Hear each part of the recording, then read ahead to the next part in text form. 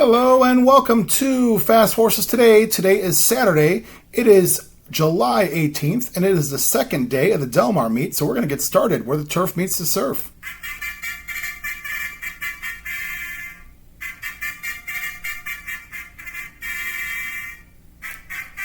I'd like to start the Del Mar Fast Horses Today with a little Bing Crosby.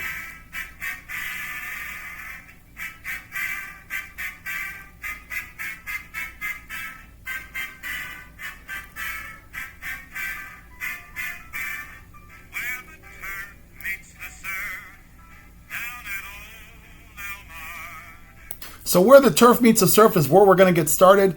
I'm going to skip over the first several races. Today is a pick six carryover day. Nobody hit that pick six yesterday, which isn't surprising. Couple prices in there and made that pick six pretty difficult. So they've got a carryover. I think it's about 82,000, something like that.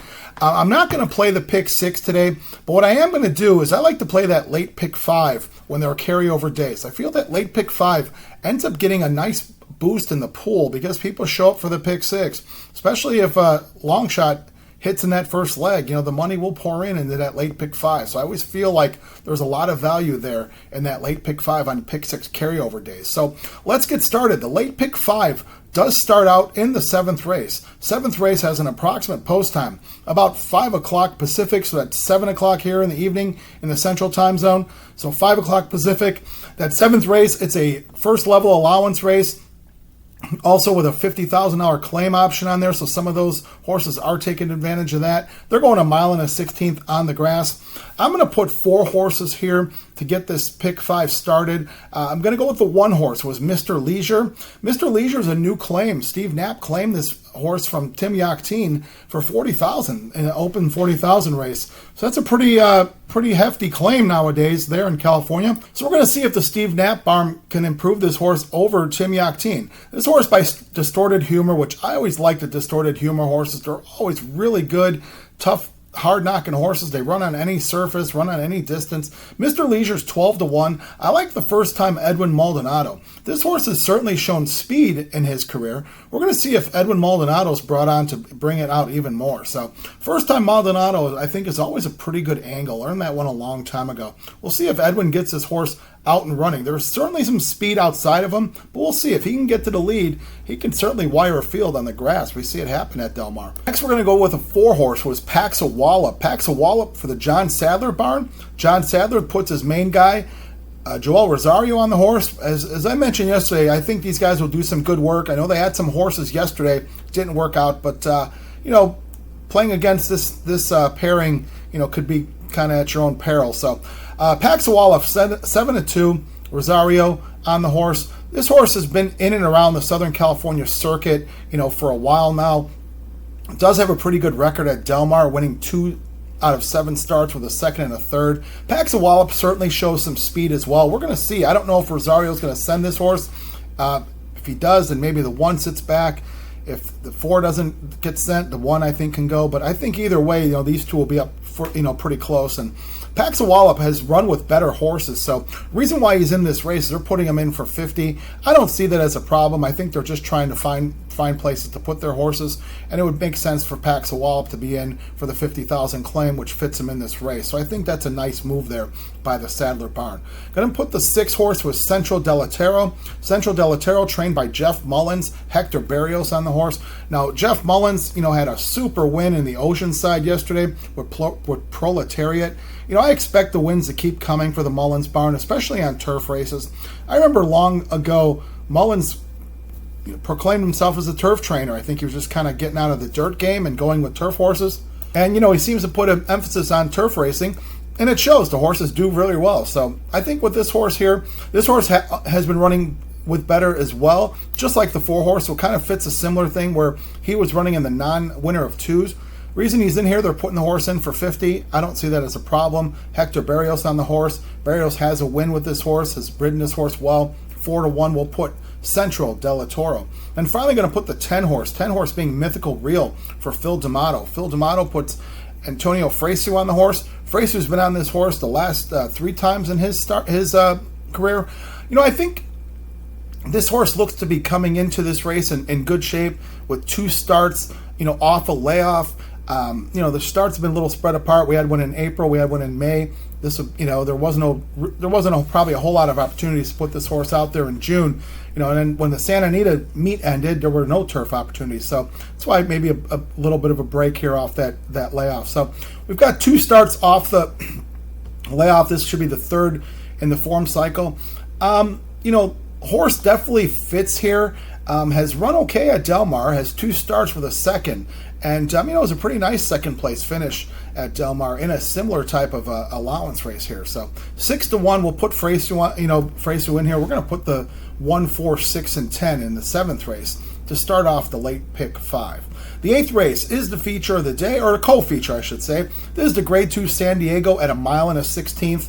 Nice field signed on here, but we're going to make it simple. I'm going to just single Journalism. That's the 5 horse. He's even money in the program. Michael McCarthy, of course, the trainer, gets reunited with Umberto Rispoli. Now, it was big news that Rispoli was replaced on this horse several starts ago. Personally, I didn't see a problem with it. I thought that, probably did need a shake-up. Now, Jose Ortiz didn't win with Journalism, but he ran very well, as Journalism runs well in pretty much all of his starts. So I think he's finding an easier group here. He's had some nice starts this year, some tough races in the Grade 2 Oaklawn handicap, which I'm sure that'll be a Grade 1 very soon, going up against Sovereignty and White Avario. I thought Journalism ran an outstanding race up against those 2 monsters. He doesn't have Sovereignty to worry about here. I think he also ran a very nice race in the Met Mile. The Met Mile is a different race when they run it at Saratoga. They run out of that kind of that 90-degree angle chute, which really seems to favor horses that get on the inside, and that's what Nisos did. Journalism was kind of parked out a little bit. It's almost run like a harness race in some regards on those mile races at Saratoga. So I thought Journalism overcame a lot of adversity from that wide trip, and I thought he ran nicely. So anyway, he comes back home to California. He's had a nice record at Del Mar. Ran a nice 2nd last year in the Pacific Classic to Fierceness. Journalism, you got to get it done here. This is, I know it's a prep probably for the Pacific Classic, but these folks are involved with this horse. A lot of them are Southern California roots, so I'm sure they'd like to win this race here. So we'll single Journalism, make it easy in the San Diego handicap. We're going to go to the next race of the day, which is the co-feature. It is the San Clemente. That's the 9th race of the day. These are 3-year-old fillies, which are going a mile. So Grade 2 here. I've got 2 horses I'm going to put in. I'm going to put 2 invaders here. I'm going to put the 1 horse who is Raiding Party at 3-1. This horse comes in for Brendan Walsh. Ben Curtis comes in to ride. Now, because I don't follow the Midwest all that much, I've seen Ben Curtis ride a little bit, and it looks like he's pretty good. So I don't know if this is the first time Ben Curtis has come to California. Doesn't really matter. I think Ben Curtis does a nice job. He's done a nice job on this horse. She's run with a lot of energy in her 3 starts. I think, she'll have a nice trip from that 1 hole, and I think she'll be running nicely at 3-1. Then I'm also going to put the 3 horse, who is Ground Support. Ground Support comes in for Kelsey Danner.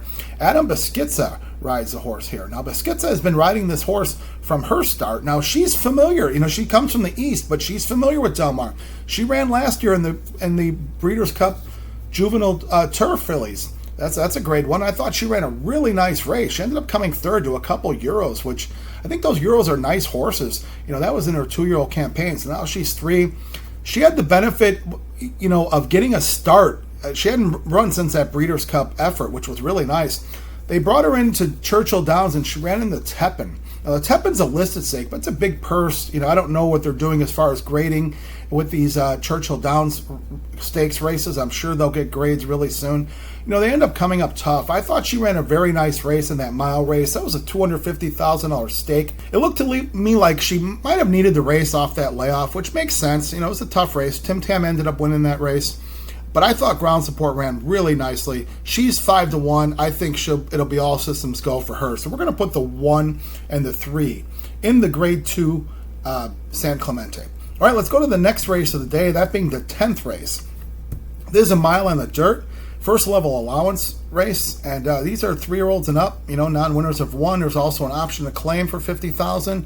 And as I peruse through the field, there's only a couple of them that are going for the claim price. So, interesting race here, because we've got some horses here that might be noteworthy. That being the 3-horse Farran. Farran, $3.4 million purchase from the Zidane stables. Zidane stables have been spending a lot of money at the sales over the last several years.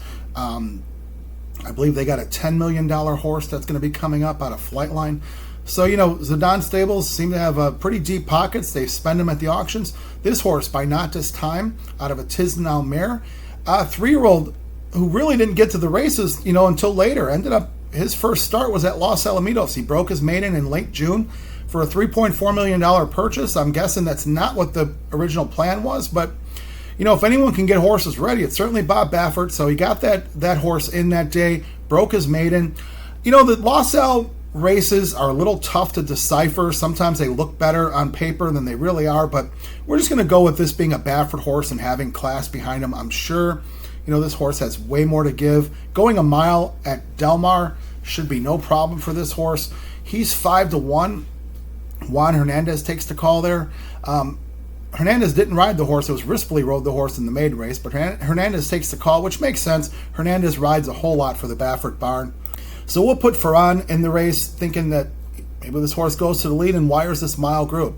Going to also put the 4-horse, who is Magnify. Magnify for Tim Yakteen. This horse is 4-1 the program. Kazushi Kimura takes the call. Now, Magnify is a horse that is probably pretty frustrating to the barn. This horse runs nice races. Actually, I'm sorry, Kazushi Kimura takes the call, if I didn't say that already. Kazushi Kimura takes the call. Kimura has been riding this horse, and I'm going to guess this horse is probably frustrating to ride. He does bring good efforts, but somehow finds himself short. So we're going to see maybe his experience pays off. Has run well at Del Mar. At 4-1, I think Magnify is dangerous. I'm not throwing him off the ticket, so I'm going to put the 4. Then I'm also going to put the 5-horse, who is the other Baffert. Now, this horse probably won't get nearly enough as much attention as Farran will, but, this horse is a pretty expensive individual himself. They paid $775,000 for this horse by Vacoma out of an Include mare. Now, Varney, ridden by Joel Rosario, this horse, there was probably a lot of promise when this horse first started out. He's had some problems. We haven't seen him since last summer. It was about a year ago since the last time we saw Varney. It was at Del Mar. So this horse has been on the shelf. They're bringing this horse off the shelf, off a long layoff. As we see many times when Baffert puts multiple horses in, the horse that doesn't get the action seems to get the winner's circle picture. So I am going to put Varney in here. This horse might show some speed, could wire a field. He's 4 years old now. Maybe they got through all those issues, did a lot of nice training. I think Varney could be dangerous at 8-1. So we're going to put the 3, 4, and 5 in the 10th race. All right, let's go to the 11th race of the day. The 11th race is the day ender here. There will be a lot of eyes on this race. You'll have pick 5 tickets going. You'll have the pick 6 carryover last leg there. We'll see if there's some big payouts here. This is a nice race here for the last race of the day. They're going a mile on the grass. These are maiden special weights, and they are open company, 3-year-olds and up. So certainly nice horses to bet on. I think it's a pretty open race. I'm going to put 3 horses in this race, hoping our pick 5 ticket is live. We've got 3 horses in coverage. Maybe see us get a payout here. I'm going to put the 5-horse. I'm going to put Flamboyant, who is by out of the John Sadler mare, out of the John Sadler barn. And this horse is 8-1 the program. Joel Rosario on the horse. We're going to see, the Sadler-Rosario connection when these guys start popping. This horse has run some nice races, I thought, in his 4 races. All of them there in Southern California, all on turf. Has switched distances a couple times. I thought the horse had run some even races. The Sadler barn has decided to geld this horse. So, maybe they saw some focus problems or whatnot, but, they probably want to win some races. The horse was a $150,000 purchase. We'll see. He could be good enough for this race. So, a couple changes here with the horse being gelded, going back to 2 turns. Flamboyant at 8-1 could be dangerous. Going to go with the 6, who is, I'm not sure how they pronounce this horse, but I'm going to go with Kekek. Kekek, 4-1 the program, Phil D'Amato. Now, Kekek and Flamboyant have run in same races a couple times, and I thought they've put out similar efforts. So I think if you like one, you probably got to like both of them. Some even races here for Kekek. Juan Hernandez takes the call here. They're switching riders. Fresu was on this horse before. Horses run competitively each time out. They brought this horse over from Ireland. First time off the boat, I thought the horse ran really nicely. And of course, other people saw the same thing. This horse was a favorite the last couple times out. Didn't get it done. Maybe get overlooked a little bit here at 4-1. Kekek certainly could run. I think in the videos you see some talent there. So we'll put the 6-horse Kekek. And then finally we're going to put the 10-horse. 10-horse being Corkscrew Andy. Now, Corkscrew Andy comes out of the Richard Mandela barn. Now, a very well-bred horse. Horse by Quality Road out of an Uncle Mo mare. So certainly turf is really, in the wheelhouse for this horse, Corkscrew Andy. Kazushi Kimura takes the call. I like when Kazushi Kimura teams up with Richard Mandela. They seem to do pretty well. I think there's some good works here, especially back in June, that make me think this horse is ready to go. And, maybe we'll see. Kazushi Kimura is pretty good on the front end on these turf races. We've seen him do it with Mandela horses before and at Del Mar. 6-1. Maybe they're just going to be all systems go from the 10 hole and see how far you can go with this horse. As I mentioned, some of these horses show talent, but they've also shown a ability to get beaten. So maybe a new face like Corkscrew Andy, first time out for the Mandela barn, can get it done. So we'll put the 5, 6, and 10 in the last race. All right, now let's recap the day and recap the bets. Okay, so for Saturday, July 18th, Pick 6 Carryover Day. We've got a late Pick 5 ticket that we're going to play. And that late Pick 5 does start in the 7th race. In the 7th race, we're going to go with the 1, 4, 6, 10. With the 5. With the 1, 3. With the 3, 4, 5. With the 5, 6, and 10. Now that ticket today is a $36 ticket in the late Pick 5. If you want to play it as is, I wish you the best of luck. You can always add or subtract to it based on what you'd like to do. Or if you want to play the Pick 3s or Pick 4 within it, I wish you the best of luck. If you're shooting for that Pick 6 carryover, maybe you put some of these in your ticket. I wish you the best of luck. Let's wish the folks over at Del Mar a very safe day of racing for their second day of the meet. Let's wish ourselves some good trips. As we know, good trips can really make the difference between losing a race and winning a race. So let's hope for some good trips. So as always, I thank you so much for watching Fast Horses today. We had a lot of new viewers, a lot of nice more views with the channel yesterday for opening day. Thank you very much. If you haven't done so, do me a favor, hit that subscribe button. It doesn't cost anything. You can always like, dislike, make comments.